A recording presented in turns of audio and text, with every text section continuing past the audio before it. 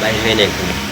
গাজীপুরের টঙ্গী পূর্ব থানাধীন টিএনডি বাজার জামে মসজিদের খতিব আলহাজ কারি মুফতি মহিবুল্লাহ মিয়াজিকে অপহরণ করা হয়নি। তিনি নিজেই গা ঢাকা দিয়েছেন বলে জানিয়েছে পুলিশ। মঙ্গলবার গাজীপুর মেট্রোপলিটন পুলিশের অতিরিক্ত পুলিশ কমিশনার তাহিরুল হক চৌহান এক সংবাদ সম্মেলনে এ তথ্য জানান। সকালে গণমাধ্যমের হাতে আসা এক ভিডিওতে মহিবুল্লাহ নিজেই অপহরণের নাটক সাজিয়েছেন বলে স্বীকারোক্তি দেন।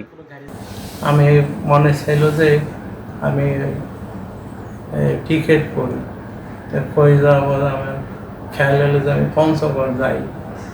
পঞ্চগড় অনেক রাত্রে পঞ্চগড় নামছি। নামার পরে হাঁটতেছিলাম, কোন দিকে হাঁটতেছি আমি জানি না, আমি চিনি না, হাঁটতেছিলাম। এক পর্যায়ে আমি দেখি যে পঞ্চগড় জেলা প্রশাসকের কার্যালয়, তারপরে পুলিশ লাইন্স, এগুলি হাইটে পার হয়ে গেছে। সকালে লোকেরা আমারে এই হসপিটালে নিল।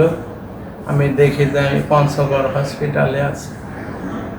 চতুর্দিকে আলেম ওলামা আসলো।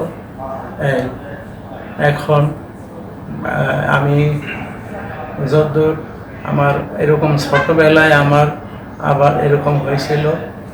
গাজীপুরের অতিরিক্ত পুলিশ কমিশনার তাহেরুল হক চৌহান আজ সংবাদ সম্মেলনে বলেন, ইমাম মহিবুল্লাহ অপহরণের নাটকের পেছনে ইসকন জড়িত থাকার অভিযোগ করা হয়েছিল। তবে পুলিশের তদন্তে উঠে এসেছে তিনি নিজেই শ্যামলী পরিবহনের বাসের টিকিট কেটে পঞ্চগড় গেছেন। পরে তথ্য প্রযুক্তি সহায়তায় চাঞ্চল্যকর এ মামলার রহস্য উদ্ঘাটন করে পুলিশ। তদন্তের পর্যায়ে আমরা যে জিনিসটা জানতে পারি যে উনি আসলে সকালবেলা যখন হাঁটতে বের হন, উনি নিজেই একটা পর্যায়ে তার মধ্যে উনি ওনার বক্তব্য অনুযায়ী অবচেতনভাবে উনি মনে করেন যে তার আরও অনেক দূর এগিয়ে যাওয়া দরকার।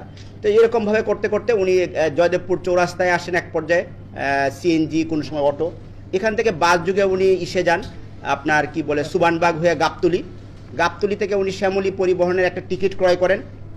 টিকিটের ক্রয় করে উনি পঞ্চগড়ের টিকিটটা কিনেন।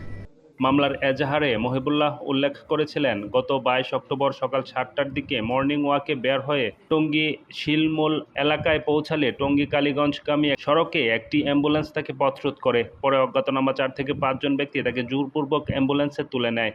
তাদের একজন কালো কাপড় দিয়ে তার চোখ বেঁধে রাখে এবং চলন্ত গাড়িতে নির্যাতন চালায়। পরে তাকে পঞ্চগড় নিয়ে গাছের সঙ্গে শিকলে বেঁধে রাখে। পরদিন সকালে স্থানীয়রা দেখতে পেয়ে পুলিশে খবর দিলে পঞ্চগড় সদর থানা পুলিশ তাকে উদ্ধার করে হাসপাতালে ভর্তি করে। প্রাথমিক চিকিৎসা শেষে টঙ্গী পূর্ব থানা পুলিশের সহায়তায় তিনি পঞ্চগড় থেকে নিজ বাসায় ফিরেছিলেন।